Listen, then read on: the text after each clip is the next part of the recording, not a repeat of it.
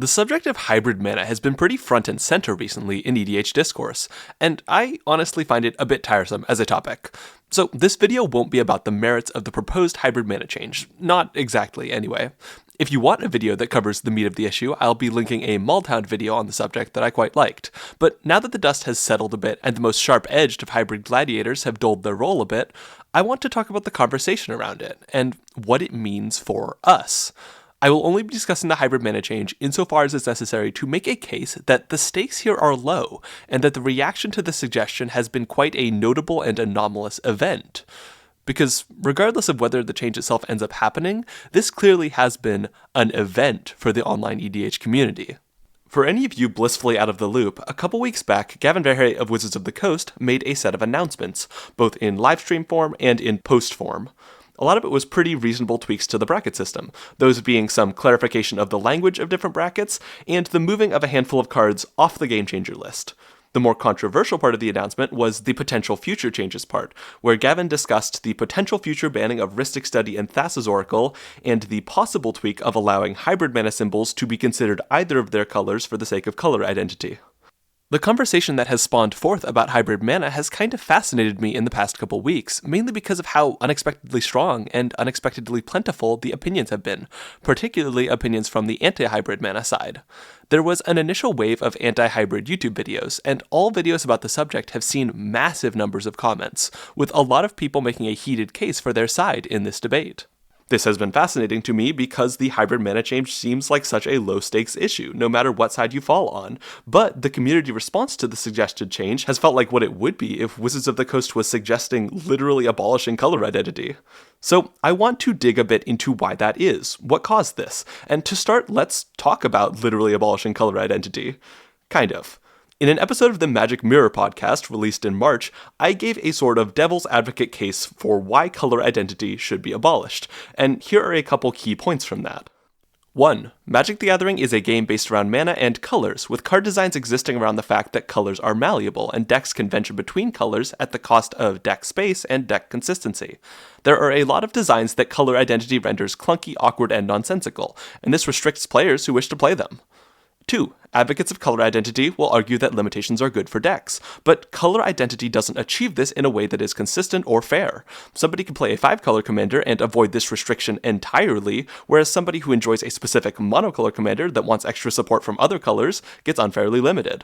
Commander is also a casual format about expression, where players can always choose their own limitations if they want them, and the format imposing limitations on its own goes against this spirit a bit.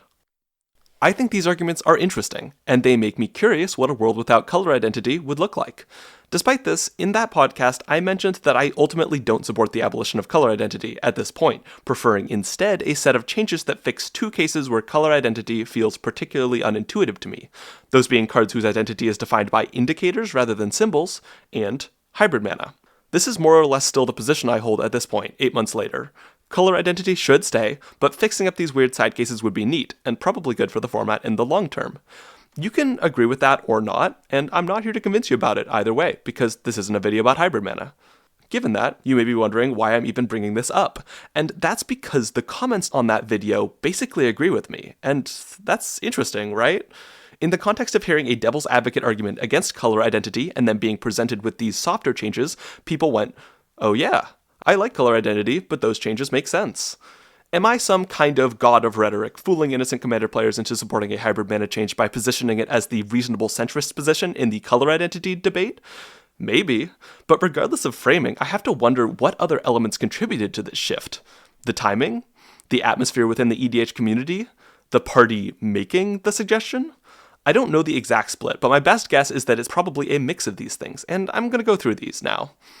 Firstly, the timing. One version of this idea is that players dislike this change happening amidst hybrid mana being more heavily printed, both in recent sets and in the upcoming set, Lorwyn Eclipse. I don't think this is a major factor, or at least I hope it isn't, because it would be a very silly thing to be a major factor. Of course Wizards of the Coast is going to suggest changes to the Commander format at times it feels most salient to do so based on what is being printed currently. In fact, it'd be a lot weirder if they made the hybrid mana change during a period where very little hybrid mana was getting printed. Just so I don't leave it unsaid, this is a minor change and isn't going to meaningfully increase sales of Lorwyn Eclipse, and Wizards of the Coast knows that. No, The bigger factor here is what has happened in the recent past. We just came out of a summer that saw a lot of dissatisfaction from the community, with the Spider-Man set being both an aesthetically jarring Universes Beyond set and a poor quality set in its own right. This was paired with an announcement that next year will feature 4 different standard legal Universes Beyond sets, out of a dizzying total of 7 sets. I don't think I have the same emotional reaction to this as a lot of people, but it's certainly a bummer. I don't like the Spider-Man set, and I don't like being overwhelmed with endless standard legal Universes Beyond sets. All of this to say, there has been a lot to be frustrated about, and the online Magic community has been hotboxing anger and resentment in all of its various spaces and subspaces and niches for the past several months. With the Spider-Man set being past us now, that anger has been looking for a new target to explode out at, and this month, that something ended up being a suggested hybrid mana change. This timing factor pairs with the who of the announcement. The fact that it was Wizards of the Coast making an announcement suggesting this change rather than a handsome and big-brained YouTuber talking about it in a podcast definitely had an effect, because Wizards of the Coast is in a rough spot right now with community trust. I don't know who exactly to pin the blame on for every decision, but the collective decision-making power at Wizards of the Coast and its parent company Hasbro has been making a lot of pretty short-sighted choices that they probably know will bother the player base. This is not to say that it's been all bad for EDH. The bracket system rollout has been going pretty smoothly, IMHO, and the general quality of products aimed at the Commander format has been pretty decent lately. But that's arguably part of the problem. The Commander format has been identified as a cash cow, and a whole lot of decision about what gets printed, when it gets printed, and how it gets printed seem to be motivated by milking that cash cow. So it's in this context that the suggestion of a decision that could be made about the Commander format garners a massive wave of backlash, getting lumped in with all the other decisions that have been made in recent years. So is this a defense of the hybrid-hating player base? On some level, it absolutely is, in the sense that I think much of the current climate that produced this is directly due to decisions made by WotC and or Hasbro. But are people justified in being this angry about the change? I would say no. A lot of the arguments against hybrid mana are reheated versions of the arguments defending color identity I've heard. Limitations are good, homogenization is bad, designer intent doesn't matter, commander format architect intentions do matter, and so on. As arguments in favor of color identity, these are certainly valid, though a mixed bag in terms of how persuasive I find each of them personally. Dredged up and put in this new context, though, they look very strange because the stakes are so much lower. It's like rhetorical homeopathy. The angle you're arguing is very minor, almost inconsequential, and when you argue it with the passion of somebody whose mother just got insulted, it makes you look like a goofball. Like, take the question, does hybrid mana weaken color identity?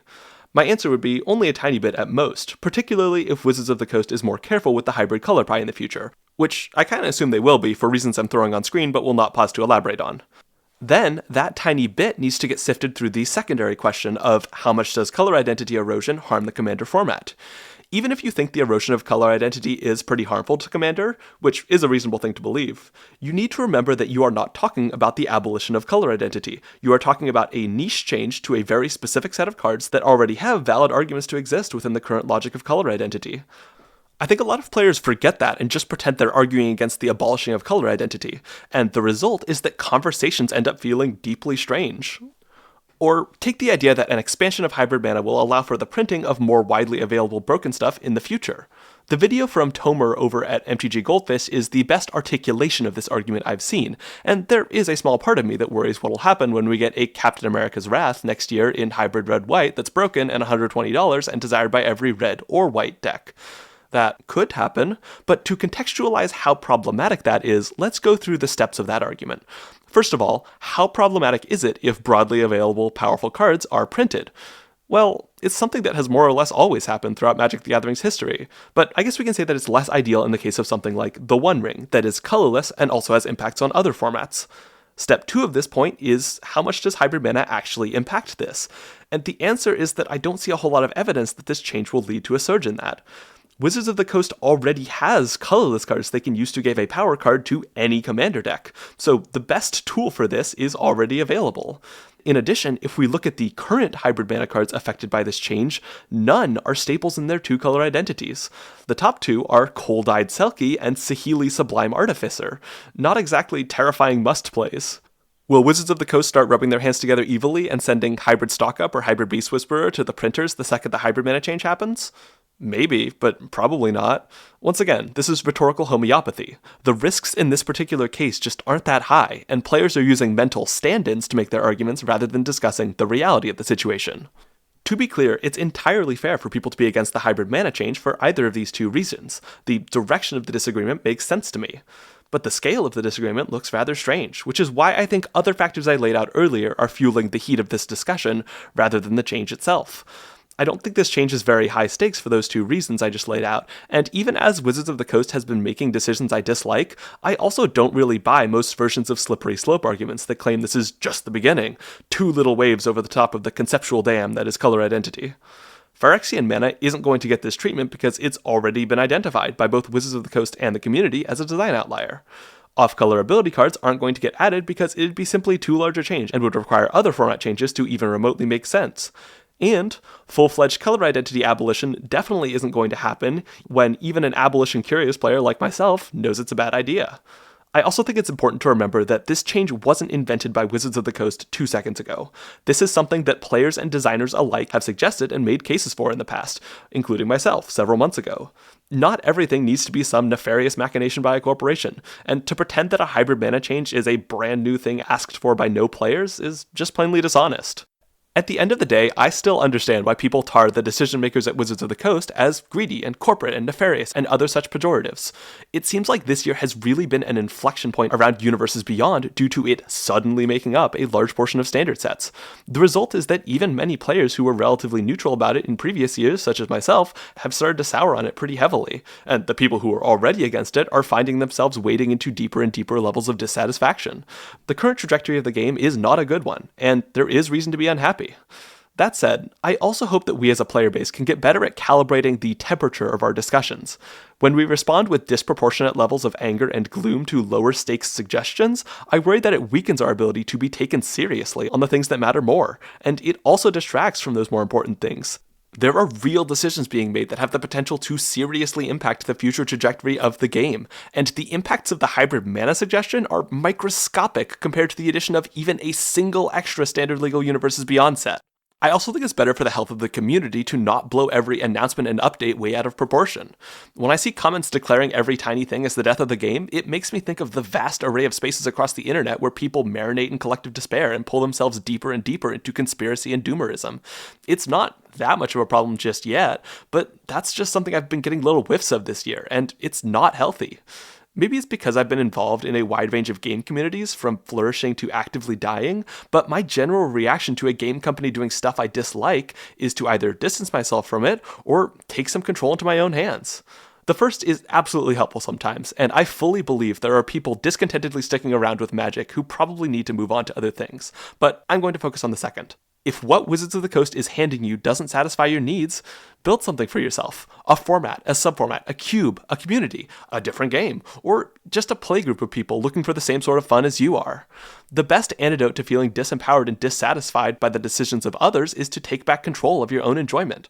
That's undoubtedly harder than just accepting what a game company is actively handing you, but the potential benefits are well worth the effort. Thanks for watching, and thanks to Architect for supporting the channel. I've been working to finish my fall supporter deck review, and it makes life so much easier when I can port somebody's deck into Architect, do all the necessary categorization and analysis to get an idea of what's going on, and then have the in-website categories look nice enough for me to be happy just throwing them into a video as a visual. I've also been brewing a couple new decks lately, and if you want to check those out, a link to my decks is in the description. I also want to thank my patrons for their ongoing support of everything I do here. I had some stuff to say about the nature of design intent that didn't feel quite at home in this video, so I threw those thoughts in their own separate video for supporters. If that's something you want to hear me talk about, you can become a YouTube member or a patron today.